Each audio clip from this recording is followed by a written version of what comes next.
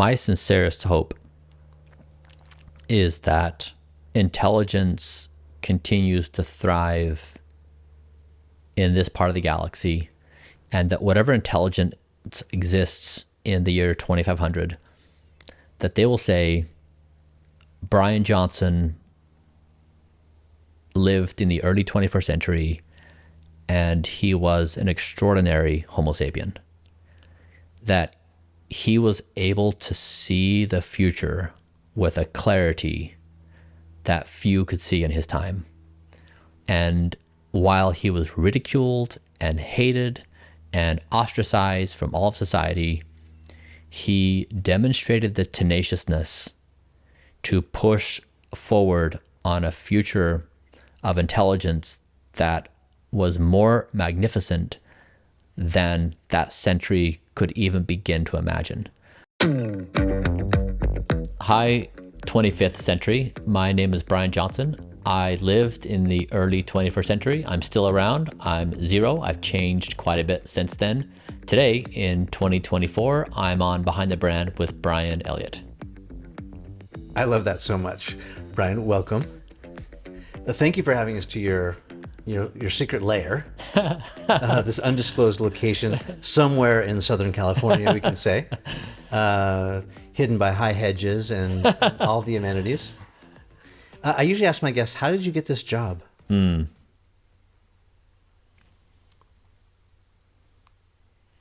mean, it really started when I was 21 years old. I had this burning desire. I had just lived in Ecuador as a missionary for 2 years among extreme poverty.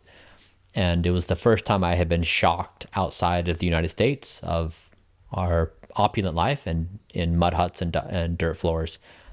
And for some reason, the effect it had on me was I came back to the US and I just burned inside to want to improve the human race.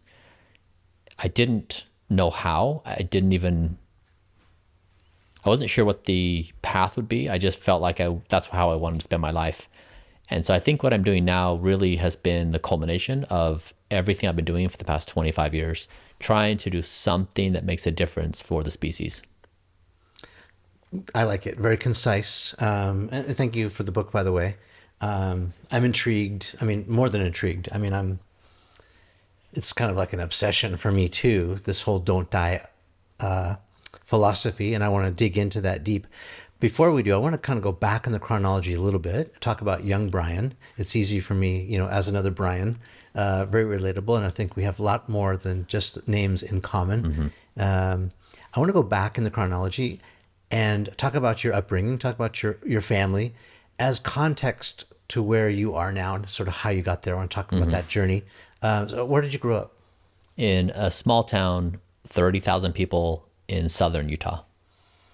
And what was that like? I mean, for people who have never lived in Utah before, it's quite a unique subculture, I would think. It is.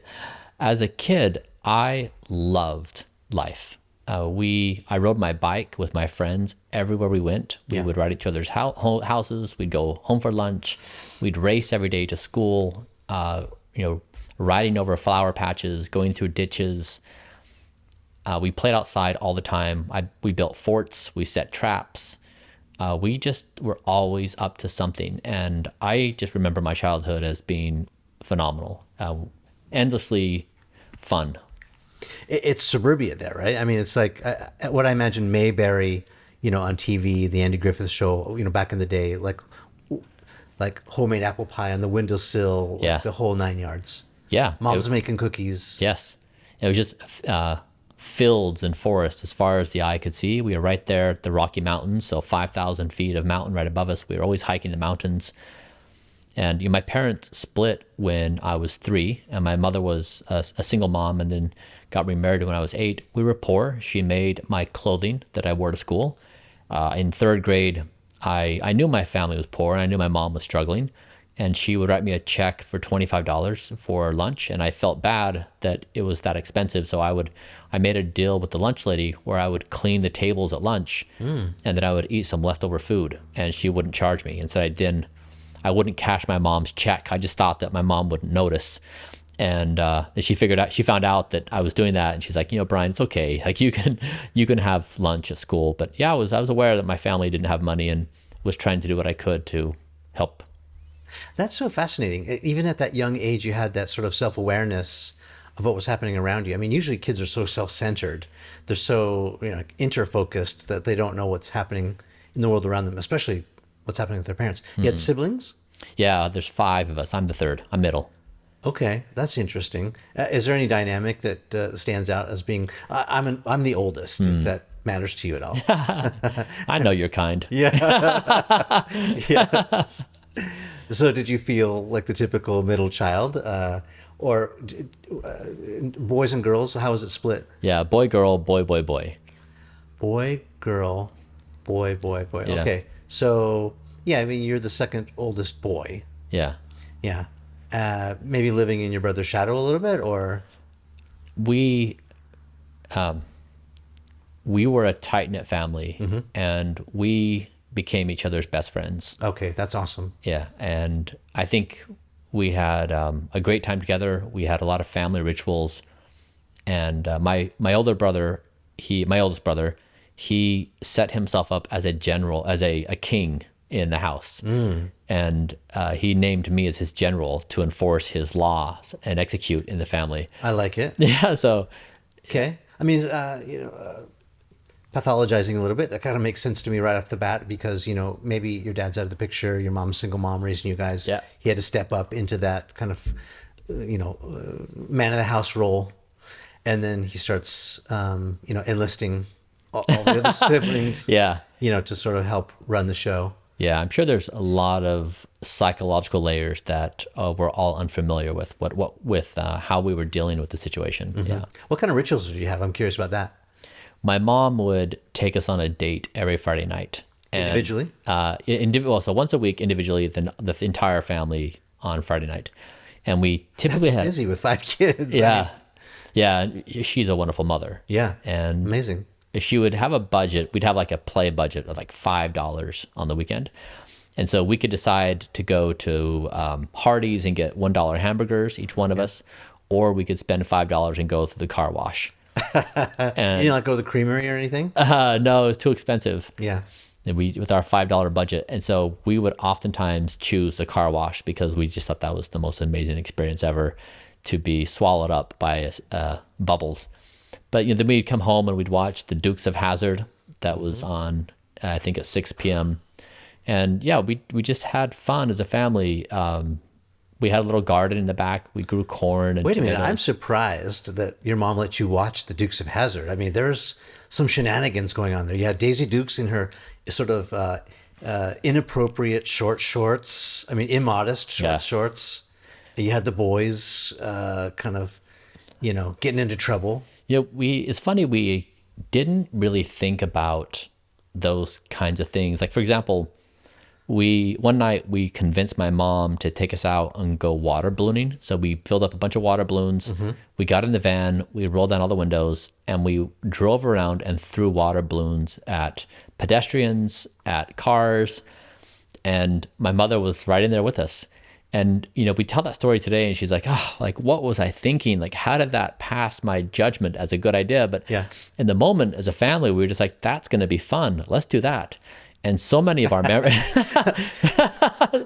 Look out. there would be like people sitting at the bus stop and we would just roll up and, and soak them. Yeah. But I suppose it was just time and place and culture. And as a family, we did it. And it's like we did a lot of things we look back now as highly questionable. In the moment, we just had so much fun doing them. So we've always been kind of like rascals. I mean, I guess I always have been. Yeah, that's funny. There's probably someone, thinking about their early childhood, thinking about those damn Johnson family came by and pelted us with the balloons. Someone's holding a grudge. But the thing is, the culture in our neighborhood, for example, is you could walk up and down the street and just walk into people's houses. Yeah. We were that familiar with each other and that comfortable. It was such a beautiful feeling to just know everybody and everyone's cool and contributing to the community. Put a timestamp on that. Like, what year are we talking about? In the 80s. Yeah. So Dukes of Hazzard, Chips is on TV. Yeah. Dukes of Hazzard, Brady Bunch. That's right. Yeah. Yeah, I All mean, the and usual now like suspects. the street I live on, I know a handful of my neighbors, but it's not like we walk up and down the street and go visit each other in a free fashion. So it's a different community structure. I enjoyed that. Yeah, pretty wholesome. Yeah, and if you've been to Utah, I mean, there's just kids everywhere. It's an explosion of kids. Yeah. And like nowhere else in the world will you just see kids at play everywhere. Whether it's going out to eat or just, there's just kids, an abundance of kids. 10x kids. Yeah. It's just the culture of families. It's a family-centered place. And yet there's also a very dark underbelly that a lot of people don't know about. Okay, so you get to the point where you did your mission. Did your brothers and sisters do missions too, or is it just the boys? My sister and I did. So 2 of the 5 kids did. Okay, interesting. And the others chose not to, for whatever reason. Yeah, they had their reasons. So what compelled you to do it? In spite of some of the maybe others who went different directions. Yeah. Were you trying to be the good boy or the... It's really hard for me to try to speak rationally and coherently about why I did what I did. And I feel like even in this moment, if I were to reconstruct it, I would just be making something up. I remember, for example, like in leaving the church, eventually my rational mind would say, this doesn't make any sense. I don't actually think it's true. And then my emotional mind would be like, but what if, or like, what about? Yeah. What is that? It's called Occam's razor, right? It's like, even if it's not true, there's these possibilities. And there's all these different philosophical ways to look at it. Yeah. Yeah. And it might be, if someone's listening to this and they're having a hard time resonate with it, it's when you're raised in a culture that is so consuming, it was the only reality that I understood existed for 19 years. Yeah. And so it's not like in that culture, you're presented with several ideas about reality and you're invited to truth seek. You're told that is the only true reality and every other reality is bad. Yeah. And they need to be corrected. And it's so, when you're in the womb, you're being taught this.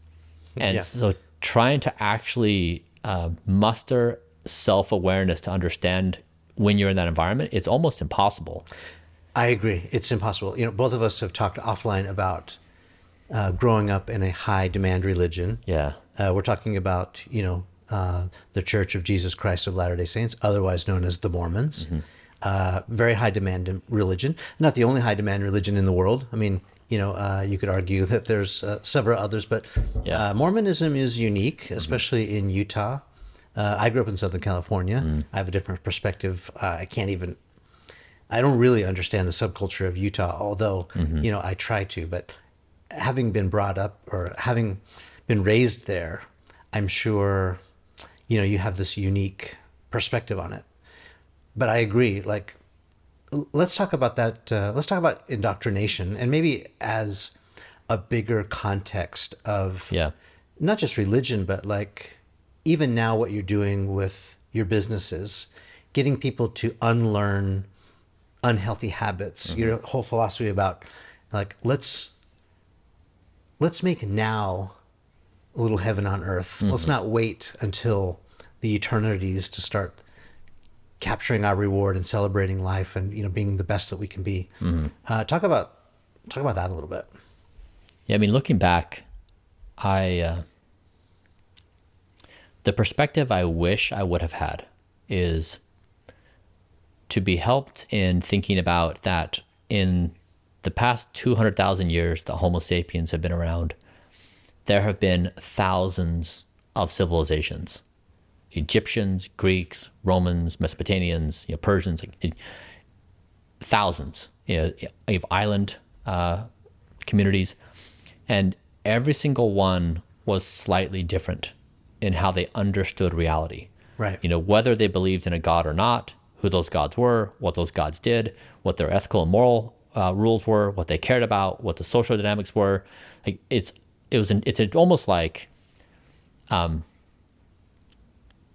like you are born into one of these thousands of realities.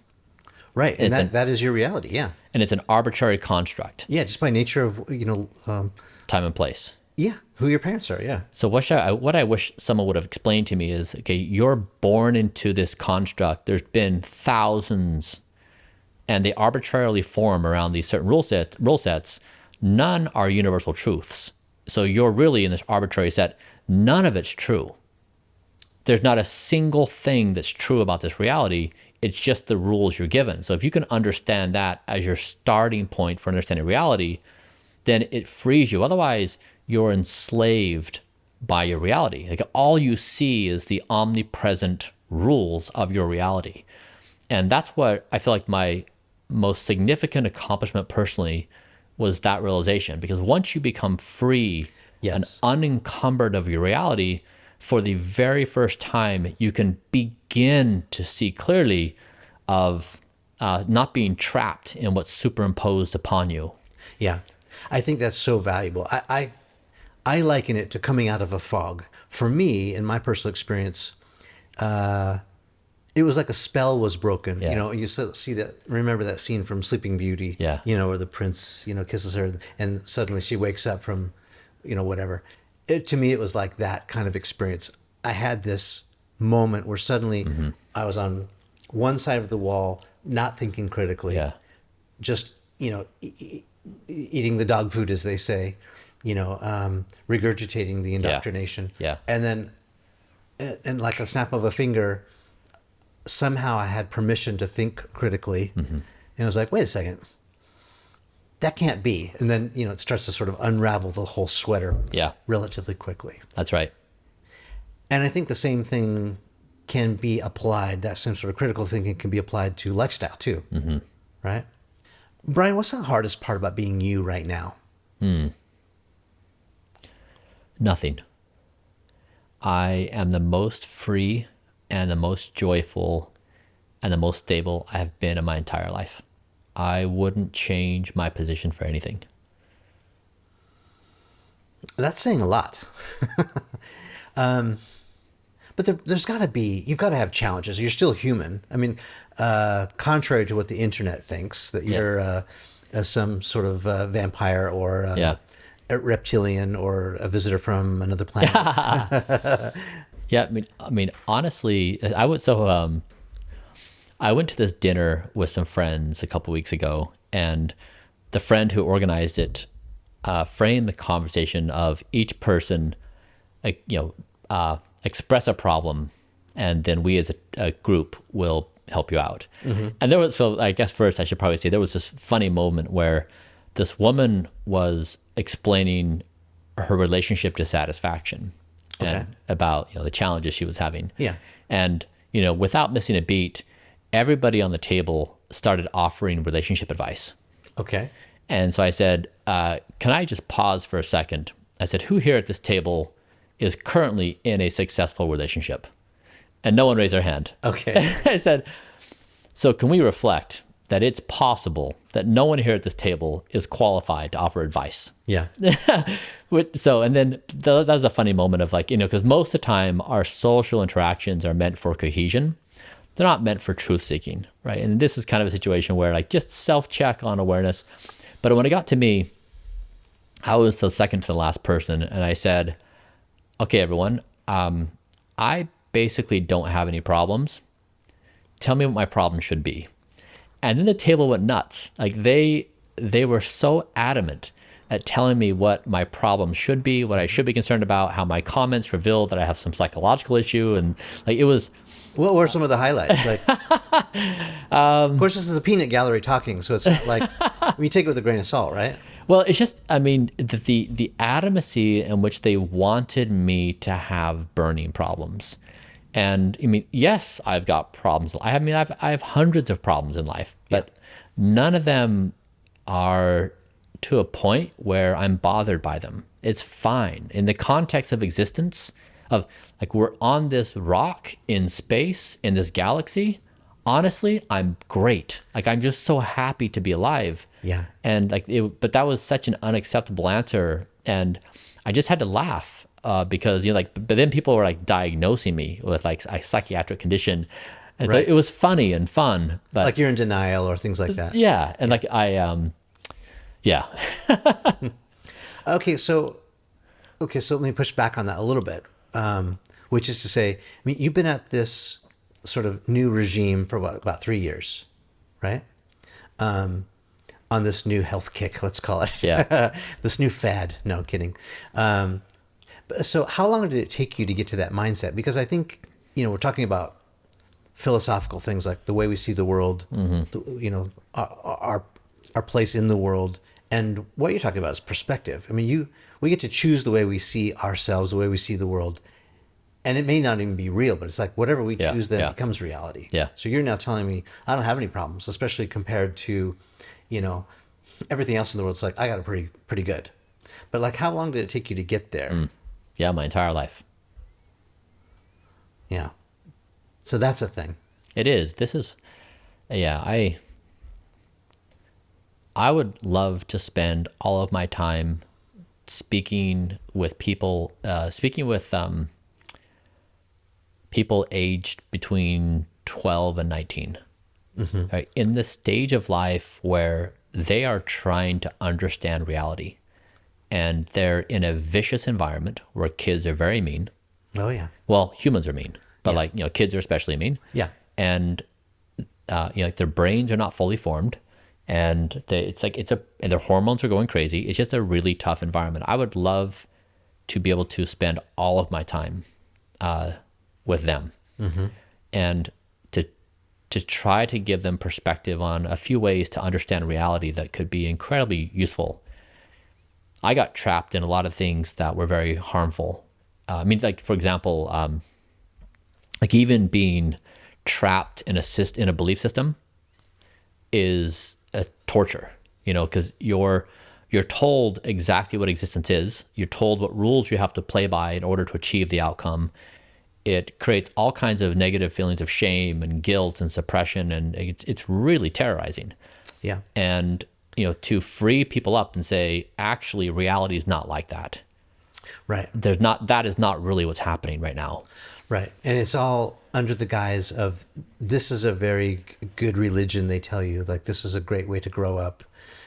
And it's insidious, I think. Yeah. Well, even, I mean, religion, yes, but also, like, for example, someone growing up now that, you know, okay, so here are the things that, you know, you should be eating junk food. You should be staying up late. You should be on your phone all the time.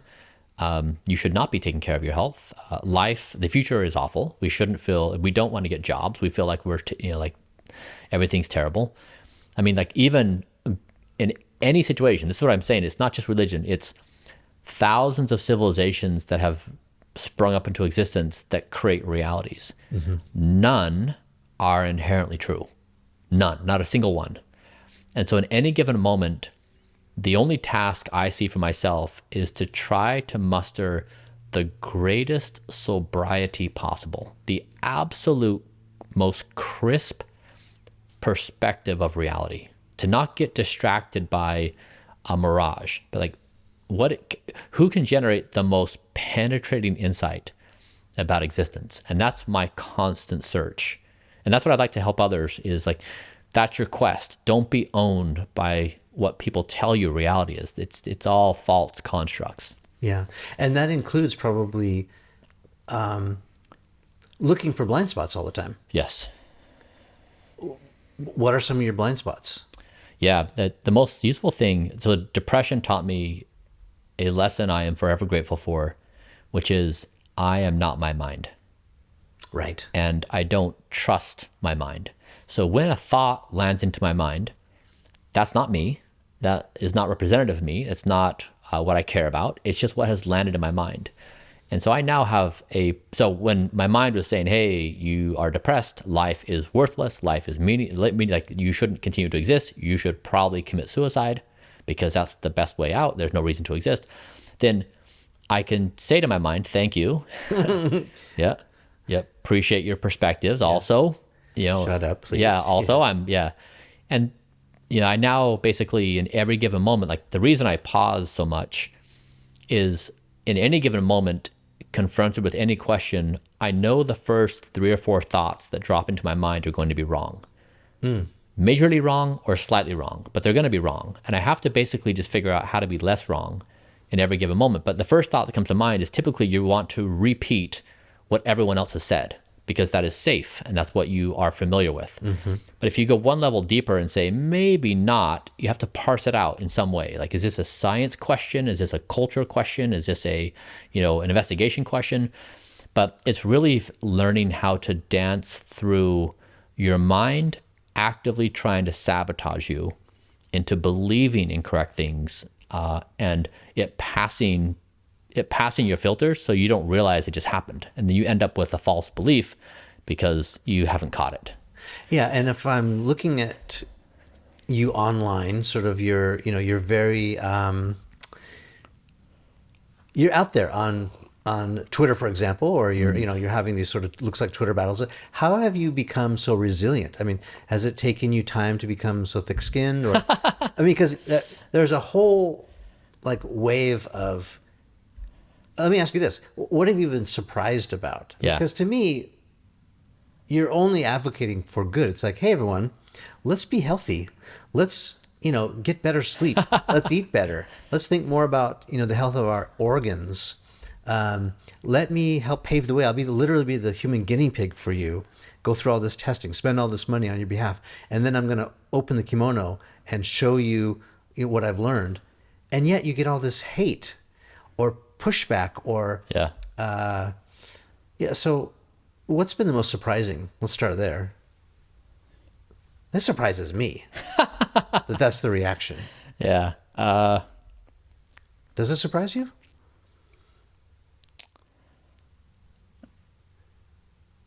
The potentially obvious answer here is that people aren't talking about me. They're talking about themselves. Right. Okay.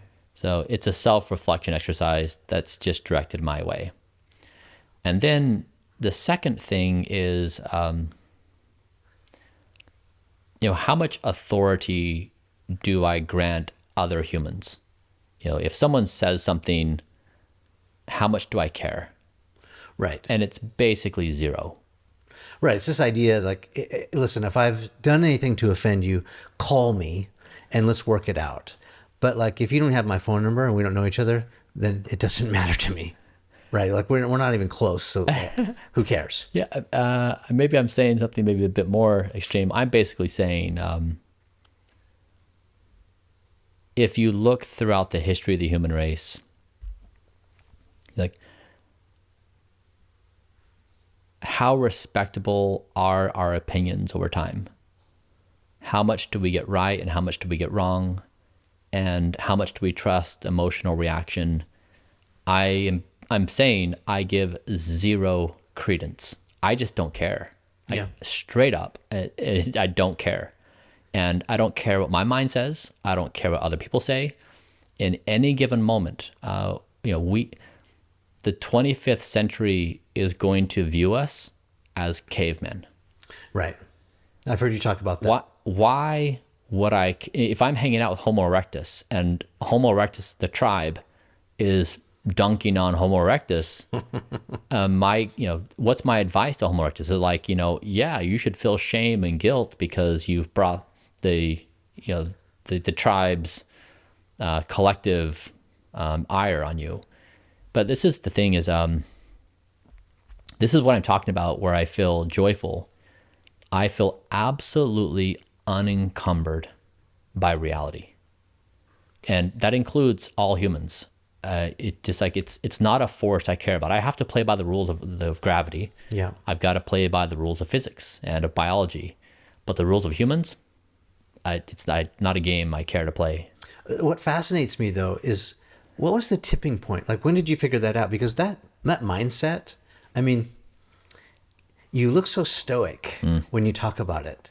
You seem so focused. Like, they talk about left brain, right brain people. Like, were you born that way? Were you just hardwired that way? or like you got back from Ecuador. When did that transformation happen? Because it seems like it's a transformation. Yeah, You it's like stepped through a portal or something. Yeah, so I went through a few gates. So like the first one was in my early 20s, I discovered behavioral psychology. And I learned of the 188 biases that we humans have. Yeah. Now, up until that point, I confidently believed that I was logical and rational and consistent.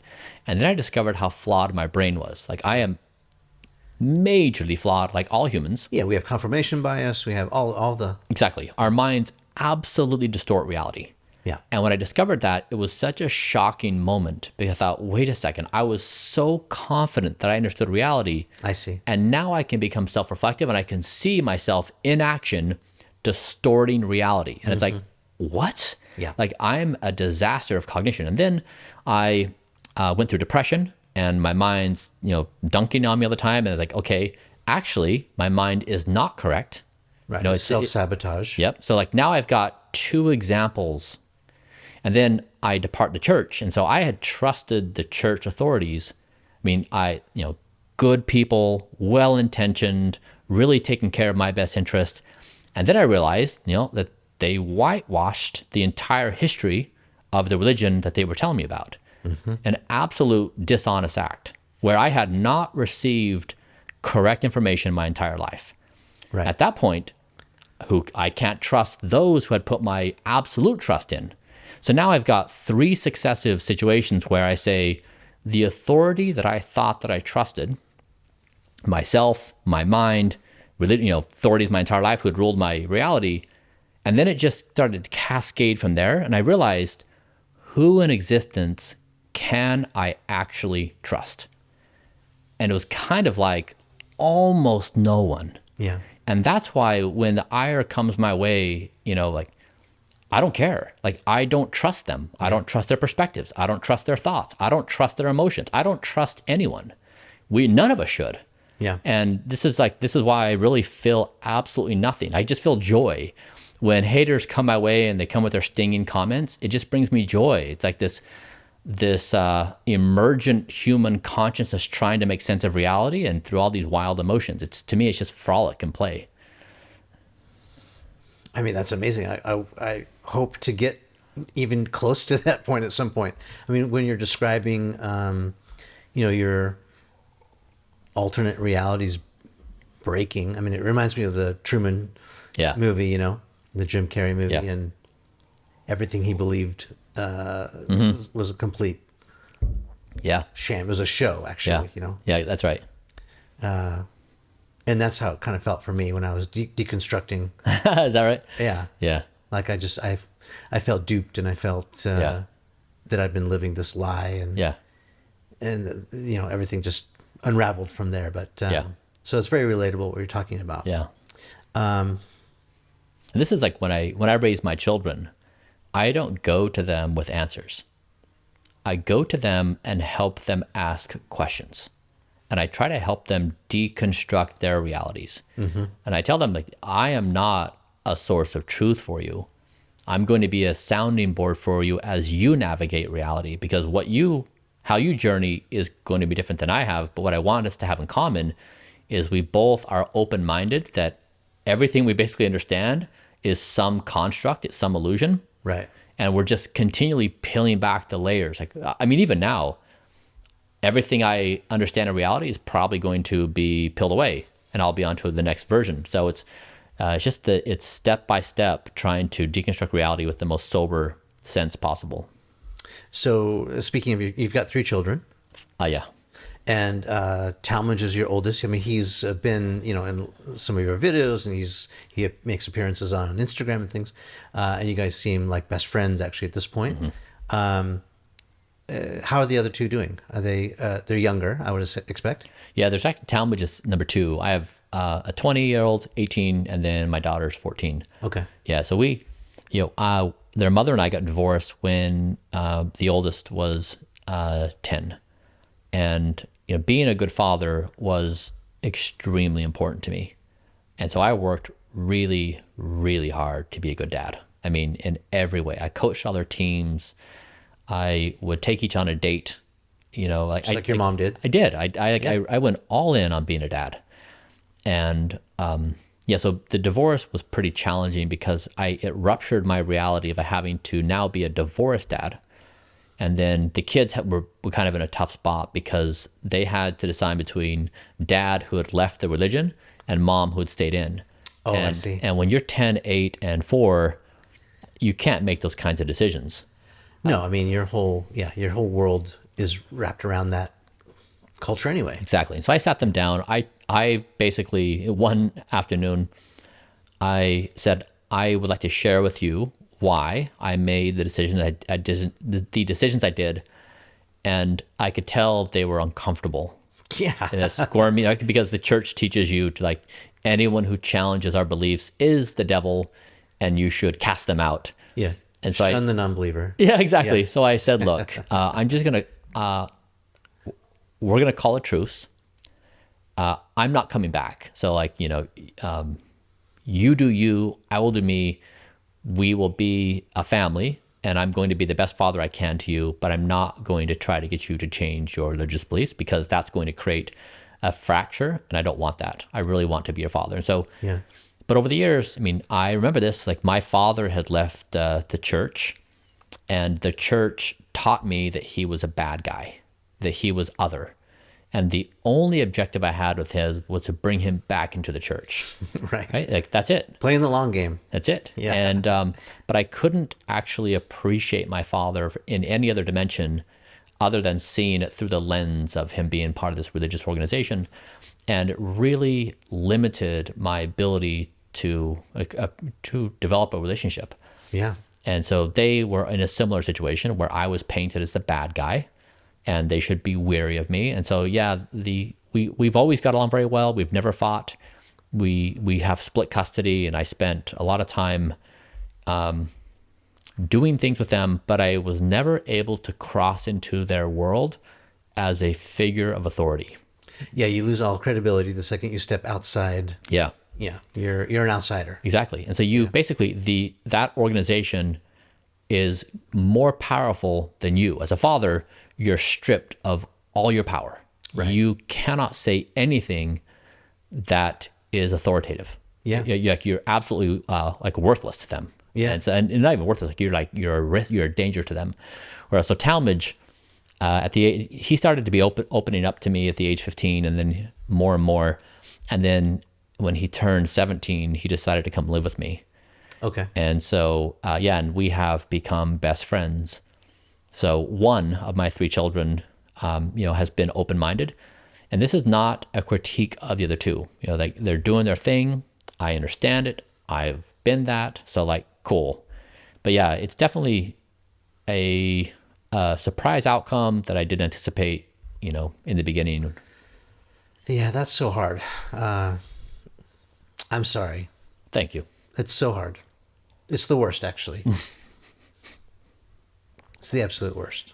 Yep. That is well said. Words can't quite capture how awful it is. Yeah. I understand perfectly. So where's your belief system now? Like, where did we come from? Why are we here? Yeah. Where are we going? Yeah. How has that changed?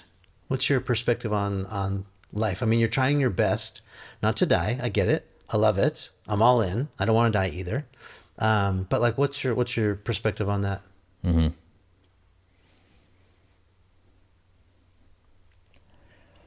Yeah, I think that, an educated person could say, well, the galaxy is roughly, 13.8 billion years old. The universe is 13.8 billion years, and the Earth is 4.48, or whatever the numbers are. The numbers are always changing. But like, a person could rattle off early 21st century understanding of physics. Neil deGrasse Tyson did that to me. Took me to school on physics. Yeah. Yeah. It's like a human, a Homo sapien in this age could say that. Now, another way of doing that would be to say, okay, so these are the perspectives of early 21st century Homo sapiens. If history continues to be like it has been, our understanding of reality is going to change constantly. Yeah. So this is like our current best version. There's like, we came into existence somehow. This is our best guess.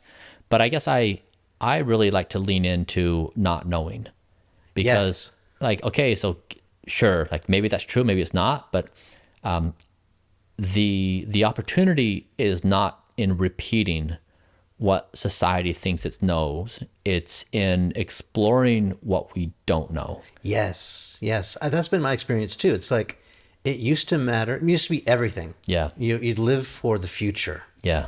And now you live for the present. Yeah. But also not knowing is just fine. Yeah. And it's somewhat actually more of a relief not to have it all figured out. Yeah. I even say, in addition to that, that up until this point, intelligence in society has been one's knowledge. And so you basically learn a given thing, you can regurgitate that on tests and get good grades, but it's been in your knowledge. And that's what drives a lot of how a person is valued in society. The kind of work they can do, the jobs they can have, a person's status in society has largely been their mastery of knowledge. Mm-hmm.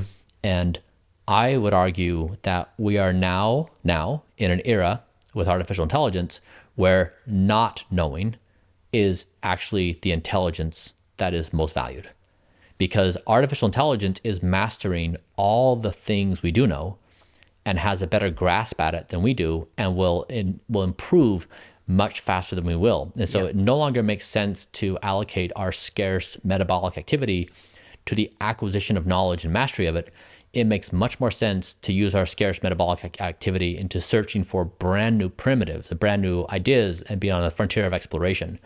And so I'd say that's the shift. And that's where I talked to Talmadge, where Talmadge is going to a school, University of Chicago, where he is in an old system of intelligence where they're mastering certain things. Now, it's not entirely useful. Like, he's useless. He's learning physics and he's learning computer, science. And so he's learning practical things that will be helpful. Also, as a society, I don't think we've fully grokked the situation that we're no longer knowledge masters. We are a different form of intelligence, and it's going to be a shift that basically plays to our worst fears of not knowing. That's typically where we do not like hanging out, in the area of not knowing. It makes us feel very uneasy. We like knowing, we like being able to predict and model things out, and when we don't know, we feel unmoored. Yeah, I mean, a lot of people can argue philosophically that that's where religion was born, in this, man's search for whatever, the pursuit of where do we come from, and like where are we headed? Yeah. And that fear of the unknown is, at the heart of everything that we do. Yeah. And that makes sense. We used to, back in the day, rely on encyclopedias. We don't need that anymore. We have the internet, and then fast forward to this next phase, which is already here. The future is now with AI, and things are happening quickly. Can we go back to your early business days and talk a little bit about money for a second? Mm-hmm. So I've interviewed over 500 very successful people, probably the most successful or the smartest, you could argue, on the planet. And the net of most of these conversations is that money reveals your true character. It doesn't change you, it just reveals who you actually are underneath. Has that been your experience? You came into a lot of wealth. For those who don't know the context, I talk about, you had a windfall, you had a good idea. Yeah. It worked out for you. Yeah.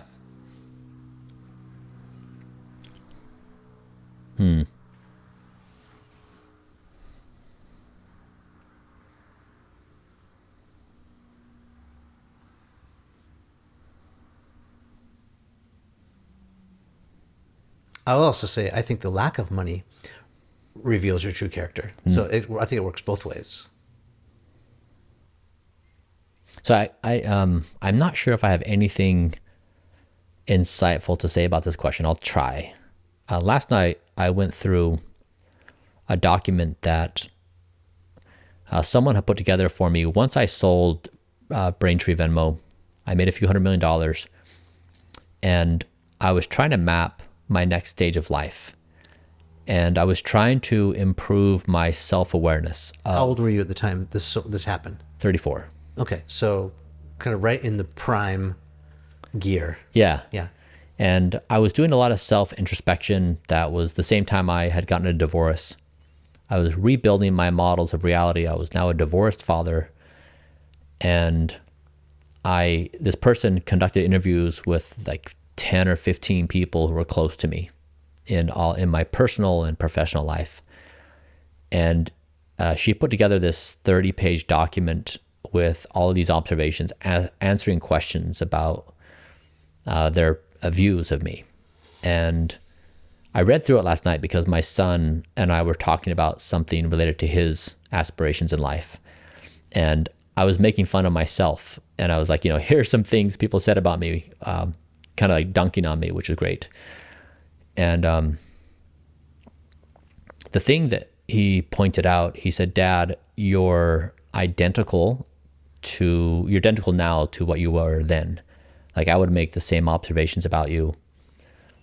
And so I would just say that, having gone from being poor my entire life to having a lot of money doesn't seem to have changed me much. It changes the games I play and how I solve problems and how I think about life. But the fundamentals, based upon this document of a snapshot in time, my personal experiences, it seems like I've been basically the same human. But I do know, like, for example, I mean, there are things actually, okay, so like over the past, I've had money for 12 years, and of many people who have been the closest to me, almost half those who have worked close to me ended up stealing from me or like basically doing something like they shouldn't have done. Betrayal. And this is not to say they're bad and I'm good. It's just to say that being around money is complicated. Having money is complicated. It's definitely changed my relationship with everybody. And I think the common theme you would hear is if you talk to people who do have resources, is after having them for a certain duration of time, you do become wise in knowing that when you get approached by someone, usually it's because they want something. And their motives are typically hidden. Not everyone. Sometimes people genuinely show up to have like a robust relationship, personally or professionally. But money is definitely extremely complicated for everyone. So again, this is not like people with money are good and people without money are bad. This is like when you pair people with different levels of resources, that relationship is very complicated. More money, more problems.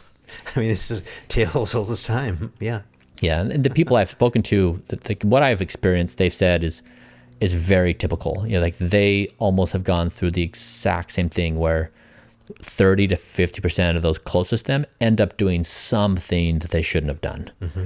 And it's not like an arguable thing. It's like clearly everyone knows, like, yeah, that's not a thing that would be good. So, but yeah, it's fine. It's just of the complexities of life. That's just one that is worthy to be mindful. So what filters do you have in place, or what systems do you have in place to, I mean, are you thinking about, how to weed people out or how to filter people out? How are you auditing? It's the cost of being human. Okay. I mean, like I'm a trusting person. Yeah.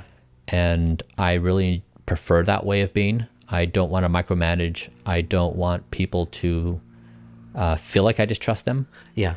And so I guess I prefer that kind of culture and that kind of relationship. And then, if it goes badly, then fine, we'll just clean it up afterwards. But yeah, I guess quality of life and the quality of my relationships is really important. But I mean, like on the other side, like okay, in certain relationships, I've become much more robust in terms of setting expectations in a very clear fashion. So everyone knows very, very clearly what is being expected of the party and what's being agreed upon. So there's no after the fact retelling circumstances. And what does that look like? Are we talking about like, hey, I go to sleep at 8:30 p.m., FYI, and I'm not budging on that, or I don't eat donuts anymore? Yeah, I mean, like in I'm working. I just completed a pair of documents with an attorney for people who are getting into a relationship, and so this document basically says, I'm encouraging it like on the second date. Okay. You know, like first date, introduce the idea. Second date, sign this thing. Like a pre note. Exactly. It's like from the very beginning, and it is. The level of detail is surprising. And so it covers all expectations, you know, from confidentiality to assets to breakup to like you name everything. Yeah. And then also a detailed form of sexual consent. So this would be good for someone like Drake too. I mean, like this could be a marketable tool. Everybody. Yeah. And the sexual consent, it's so explicit, you know, it's foreplay. And it's like, we're going to do this, but not that. We're going to do this way, but not that way. It's got a ratchet clause where it says, like, if we're in the heat of the moment and we both want to do a given thing, are we going to say, no, we're not going to do it? Or are we going to say, yes, we're willing to do this thing, and we can't have a written agreement in that moment. That's going to kill the mood. So we are agreeing that we do this. And so, but it's like, it's become so problematic over the years of the threat of lawsuit and the hassle of lawsuit forces the payment in this extortion world. Yeah, I mean, you've been very forthcoming. I mean, forthcoming is not even the right word. You've been explicit about the hell you've been through the last couple of years. And it's, I mean, unfortunate doesn't even begin to describe it. It's like, you know, what looks like a living hell. Yeah. And so this is a byproduct of that experience? It is. Yeah, absolutely. Well, that makes sense. I mean, justifiable. Yeah, like so in the stuff I've been through recently, I mean, when I started dating this person, I was just finishing up my divorce. And it was like we had gotten married and we were poor, right? And then we'd made a couple $100 million while married. Yeah. And so when you put that kind of pile of money in a divorce, like, you know, it's just going to go to hell. Like, lawyers are going to like just make everything like it's just blood in the water. Yeah, sharks coming. Yeah. Everything goes to hell. Yeah.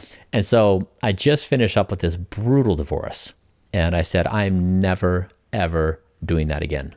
Like, that was just the worst. Yeah. And so when I started dating this woman, I said, we are going to write down everything. Mm-hmm. Everything's going to be in writing. Is going to be abundantly clear across the board. And so over that relationship, you know, we signed something like 7 agreements, putting things in writing. Mm-hmm. And even with that, it still ended in a nightmare for me. Yeah. And so these documents are basically trying to improve the next iteration, where it's a really big societal problem. Because when I talk to people, the number of people who have had this similar experience is so much larger than anyone realizes it. And it plagues society because we no longer know in society who we can trust and who we can't trust. And there's no guardrails on the systems that help us ensure that trust. Yeah. Yeah. And it goes both ways, right? It's not like, I mean, both genders have major issues. Yeah. You know, women don't feel safe anywhere. They always, you know, are looking over their shoulder to be attacked or killed. You know, men seem to, you know, be susceptible to accusations that aren't true. I mean, it's rampant. Yeah, it's definitely going back to like, what is the sober assessment here? As a species, we have a problem of truth telling. And we have a problem with memory. And we have a problem with memory and truth telling when we want things. And we have a problem with those things when we want vengeance.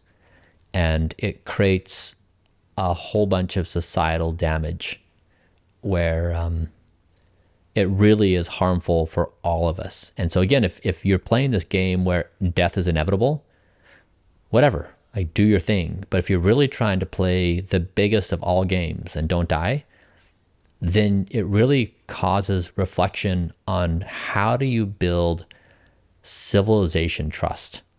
What are the rules? And right now, we're not playing to the level of a civilization goal. We're playing to a level of we're all going to die inevitably, so we might as well just each get our own in the most violent way possible. Yeah, it's crabs in a bucket, like they say. It is. Everyone's trying to grab. Can I go back to intentions for a second? So, do you consider yourself and your mission here, what you're doing, like as an altruistic mission? Because, I mean, it's there's an opportunity to make money, but you're also making it free and available to the general public. It's not like you need to have money and resources to be able to learn how you're doing it. I mean, your skin looks fantastic, by the way. Thanks. And so, like, would you consider yourself altruistic? Like, what's the intention?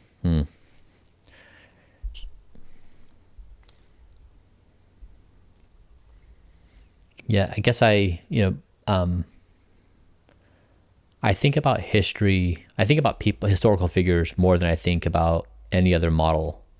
And so, were the founding fathers, were they altruistic?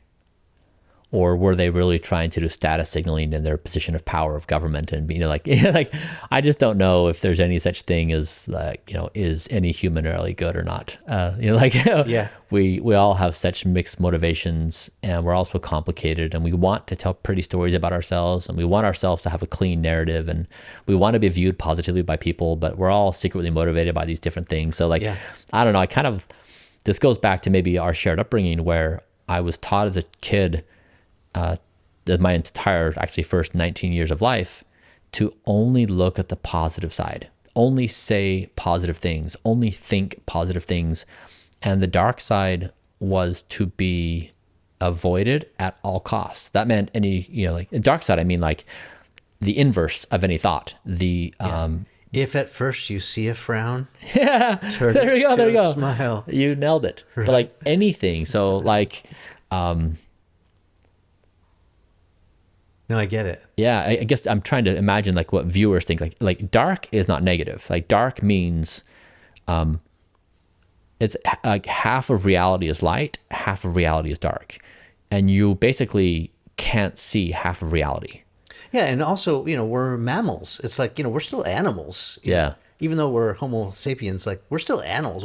Each of us has the ability to do terrible things. Yeah. If we lose control or whatever push to a certain point, it's in us. Yeah, exactly. So this is the question, like, am I altruistic? Like, I think what I want to say is I'm 50% light and 50% dark. Yeah. So you're a little truistic, not altruistic, a little truistic. I'd rather can we just be honest about ourselves and for a moment not try to create pretty stories? Is the human race the best thing that ever graced this earth? We're 50% light and we're 50% dark. Not clear we're a good thing. Yeah. So it's just the reality, but we this creates these skewed perceptions of ourselves, of each other, of society. And I would much rather try the sobriety effort than I would the pretty story which covers things up. Okay. So as we wrap things up, this series is called Behind the Brand. We talk about the brand. I know that you're a human on your way to becoming maybe superhuman, maybe me too, in the age of AI, who knows? But how would you define the Bryan Johnson brand? And then how does that, translate over to Blueprint and Kernel, some of the other things that you're doing? Yeah. My sincerest hope is that intelligence continues to thrive in this part of the galaxy, and that whatever intelligence exists in the year 2500, that they will say, Bryan Johnson lived in the early 21st century, and he was an extraordinary Homo sapien. That he was able to see the future with a clarity that few could see in his time. And while he was ridiculed and hated and ostracized from all of society, he demonstrated the tenaciousness to push forward on a future of intelligence that was more magnificent than that century could even begin to imagine. And we appreciate his efforts because we benefit from them today. Now, this is the same thing I would say about hundreds of people in the previous centuries. I would use those same words. Nikola Tesla, Thomas Edison, Mahatma Gandhi. I mean, a lot of these, what's the phrase, like first they hate you, and then ultimately they want to be like you. I mean, that's the arc. And of most of these outliers. There's a very, very small number of people in society who move the species forward in a meaningful way. And it's the same arc. Same arc. Right? It's all the pushback, all the hatred, the vitriol, and then all of a sudden it's like, oh, maybe that peaceful protest idea is kind of a good idea. Or this goes back to your question of like, what do I think about the hate that comes my way? This is why I honestly could care less. Do you study history? Are you pretty avid history? That's how I've learned. That's my reality. Yeah. But like if you look throughout history, it is algorithmic. It's so predictable. Yeah. That it's meaningless. Economies, wars, just the way people operate. Exactly. So when you put that in perspective, and then when humans start lobbing hatred and insults your way, all you can do is laugh because they're oblivious to their time and place, and they're doing their best in their circumstances, but they're oblivious to the larger contextual element of us existing in this part of the galaxy. Yeah. And that's where I've gained freedom, is I have this relationship with the centuries before me, and I have this relationship with the centuries ahead of me. Yeah. And I'm genuinely trying to be useful.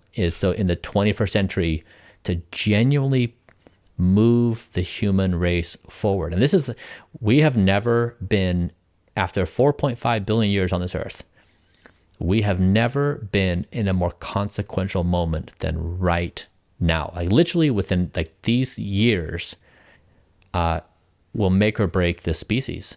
And I mean, it is full on. And so we're all stuck with the drama of day-to-day, interactions with relationships and work and politics. And like we're consumed by this, but distractions really. Where are we in the life cycle? I mean, it feels like we're in the torches and pitchfork phase. How soon till you're out of that and like into the next productive phase? I mean, I think initially almost everyone misunderstood me. And then there's been a phase recently where a lot of people have come around and said, actually, all right, like, there's more to the story here. There's something else to be understood. Yeah. And I've gotten a lot of people who are joining. I love this running group that you've got going in the mornings. Yeah. I mean, it's almost like, I remember that movie Forrest Gump, where Forrest starts, he's the solo runner doing his own thing, and all of a sudden people see what he's doing, and then like there's this huge movement that's happening. Yep. I feel like it's the kind of things happening. Last week we had we had Don't Die meetups in 58 countries, over 3,000 people gathered. Yeah. And this is in like just putting out a few messages on social media. But like several, in the past couple of weeks, several major groups have tried to do takedowns on me. So we're in the phase where powerful interests are trying to do takedowns on me to discredit me. And so it's great. Again, like absolutely algorithmic. Yeah. I know it's coming. Well, it's a sign that you're on the right track. Yeah, too, so right? it's great. And so I'm going to make it through this. And this is like what I've learned in reading history. This is the algorithm. Mm-hmm. And so when you have that perspective, these things just come and go. But yeah, like what size of company's Blueprint right now? Like what's your revenue look like? We're teeny. Yeah, we just started. Yeah. And you've got your first, is it just one or two? You have the olive oil. Yeah. I'm a huge olive oil fan. I'm just learning about it, but like, I'm doing I have like a little shot glass. I fill it half full of olive oil, virgin olive oil. I'm sure it's trash oil. I'd love to buy yours. Then I put a little cayenne pepper and a little lemon. I do that lemon shot. That's fun. And it feels like it gets my circulation going. It feels like it's good for digestion. Yeah. I think it's promising. I think we're going to have a pretty good year. I mean, We started selling olive oil 2 months ago, Where are you getting it? Is it like from Sicily? Like where are you getting all over the world, both hemispheres. Can you get quality then? I mean, Yeah, I think we will become, I think in the next few months, the largest supplier of extra virgin olive oil in the world from a standstill. And You and organized crime. I mean, did you have to run into any of that? Like, that's a whole so I think, like Northern Italy controls like them. yeah, I don't want to say, the M word, but it's like, let's say organized crime has a lot to do with the olive oil they're industry. they're doing a good job on their olives. Yeah. But like I've priced the olive oil, so we're basically not making any money. Okay. And right now. Yeah, but also I'm genuinely trying to move the needle. This is not a money grab. Yeah. And extra virgin olive oil is one of the very best things that somebody can do for their health and wellness. Yeah. This is heart health? Whole body health. Okay. It's phenomenal. If you look at the evidence, it's a superfood. And people don't know how to determine what is quality olive oil. No one publishes their data. So it's impossible. It's a superfood, but yet everyone's duping everyone. And so we basically provide third-party lab testing evidence of the high-quality nature of our oil, and I'm basically selling it at cost to try to get people, get everyone access to this high-quality food at the lowest possible price. Mm-hmm. And where does it compare price-wise to others? Like, do you price it out by ounce, by liter, by like how's it priced out? It's currently priced at $20 per bottle. Okay, and how many ounces per bottle? 750 ml. So what is that? 26 ounces? Okay. And how does that compare to like something I would buy at Whole Foods or something? Yeah, Costco would probably sell, I don't know what the comparable is, but I think Costco sells maybe some comparable volume for maybe $10, $15. I don't know. I don't know what the... Half the cost. Yeah, I don't know what the per ounce comparison is. Yeah. But, like if you're looking for the health benefits, it's like basically worthless. Yeah, or damaging. Yeah. It's kind of like the way I've understood omega-3 fish oils, like some of it gotten from different Chinese factories that are not reliable, or they get it from oceans that are filled with mercury. Yeah. You might as well not take it. Yeah. Instead of taking it, it's better to take high-grade omega-3, etc. Yeah, I think people are basically like, I'm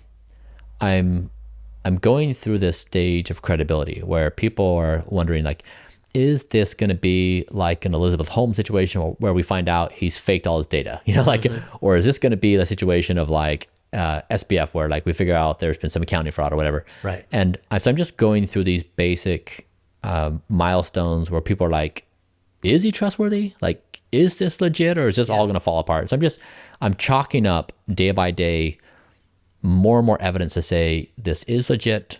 I am what you think I am. I am what I say I am. And it'll take me some time to earn a place in people's lives where they say, yes, like there's a long enough track record here. We trust him. And that's what I'm trying to earn. Do you think that's what it takes to build a credible brand? I mean, brand is not just what you say it is. It's like what other people think of you, right? Yeah. It's not your logo. It's not, it's about experiences. But Yeah. are you doing anything deliberate to build, like say Blueprint, for example? Like what aside from a blue bottle, Yeah. what are some of these brand building things that you're doing? It's like it's everything you and I do in life when we try to figure out if we can trust somebody. When the person makes a mistake, do they confess or do they lie? If the person takes one more golf swing to get the ball in the hole, do they cheat on their card or do they tell the truth? Right. If you get a bad result, do you publish it? So all these small things that we do to say, is this person trustworthy or do they lie? And so every single day is another experience someone has with me where they say, can I trust this guy, Bryan Johnson? And, I'm doing something new and it's unfamiliar. And so people are trying to create models of like, what's really happening here. And so this is a large part what this 5,000 person study is. Like, I've been doing this in myself, but everyone's like, well, it's just you, but no one else. And I was like, wow, actually, let's try it on 5,000 people. Let's see. And so we're putting it through the rigor of scientific measurement. Mm-hmm. we'll get outcomes. Like whether it will all be positive, we'll see. Like, but it'll be a process where we collectively evaluate it. And what will be required of these 5,000? And is it a cross section of just the United States, North America, or is it international? Yeah, it's 5 countries: U.S., Canada, U.K., Canada. U.S., Canada, U.K., Germany, Australia. Okay. And do they have to live the Bryan Johnson routine regimen? No. Okay. So what's required? It's just consuming 1 drink in the morning, 8 pills, 1 meal, nutty pudding, and extra virgin olive oil. How did you decide on those 8 pills out of the 120 that you take every day or something? Yeah. How many are you taking now? Daily I take, I'm on Blueprint now, so it's less, but before I was doing, over 100. Yeah. We basically consolidated into these pills. Yeah. But what we did is the thing we did that was unique in the world is we combed through all the scientific evidence on health span and lifespan. We ranked the highest value therapies. We then assessed according to the believability of the evidence. And then we went through, we implemented every single thing we could in me according to power laws. Right. And no one in history had done that before in a systematic way, all evidence into one human. And then we did the same process to say, now, can we do that and put it into a product for the population, every gender, every age? And that's what we did. And so that's what we're testing now. So we're saying, can this potentially be, we're competing for the most nutritious food program in human history, better than anything that's ever come before it, because we've combed through all the evidence. Yeah. And what do those 8 supplements look like? Name a couple of them. Well, so for example, it's one is called Essentials, and it has 26 different things. Oh, so this is like your proprietary blend. Yeah. You don't know exactly what's in it, but But we publish everything. Okay. So it's all transparent. But the food stack has 67 interventions. So 67, each therapy is based upon scientific evidence. And so we basically are bringing to a person 67 scientific therapies in one go. Lowering LDL and cleaning out the liver and Everything. These things. Yeah, It's that's amazing. It's whole body. Yeah. And no one's ever done this before. People have tried to pick off, these 3 or 4 things, or this supplement or that, but no one's put it together in an entire program. And we have several other products coming out in the next few months that will solve for the person's remaining calories of the day. So we're trying to say this will be the most scientifically backed program in history. And so we'll find variations. We'll find where it does well, where it doesn't well, who struggles. We don't know, right? But we're following the evidence. And so we'll learn a lot. How long is the study for? 90 days. Okay. And then will you replicate it over and over and continue? We'll see. Yeah. Yeah, we're learning a lot. People are going to measure body composition. So they'll get a scale. They'll do a wearable. So they'll look at things like sleep, exercise, heart rate variability, and then they'll do blood. And so in the small panel, there's 39 variables. In the big, large panel, I think there's 69 or something like that. And all these are, highly verified, clinically relevant markers. Yeah. So I think it's really cool. It's very cool. In 1 week's time, we spun up one of the most significant studies in the history of anti-aging. And the participants are just amazing. It attracts such remarkable people. The community is really fun and energetic. So it's really great to be part of. Where can someone listening go look at the study or find out more? I'm trying to think where the link is at. If you go to the Blueprint website, blueprint.bryanjohnson.com, there may be a link there, and you can apply to be as part of the next cohort. Yeah, we put this out. We had a slot for 2,500. And we got almost 13,000 applications in a few days time period. And so we increased it to 5,000, which, our team, we're 5 people. And so it's been overwhelming trying to basically sort a 5,000 person community overnight. Oh, yeah. But we're making it through, and it's fun. And everyone in the community has been so cool. They're I can jump in, I can help with customer support, I can help program this thing. So it really has a feeling of we feel like we're doing something historic together, and everyone's in. And so that, I think, is really motivating for a lot of us. Is there anything we left out that you want to talk about? The people who have been the most important to me in life have invited me to pause and contemplate that everything I think I know in existence is not true. Now, even if that's offensive to your mind as an initial thought, if you breathe through that and you open up to the possibility that literally everything you believe to be true and that you value is no longer going to be true and valuable, you're at least at the starting point of where we're at as a species. Artificial intelligence is improving at a rate that is unimaginable to us. Nobody knows what happens next. And I think there's a high probability that we will need to evolve at a speed that breaks our brains. That what we want to hold on to the games we play, to our status and to our power and our beliefs, and those things are going to hold us back. And so in this moment, I would just say, I would invite all of us to engage in a thought exercise that if we want to participate in what could be the most magnificent experience in the galaxy, our best attribute may be adaptability. Not superimposing our wills upon the world, but to have the ability to roll with change at the speed at which it is being asked of us.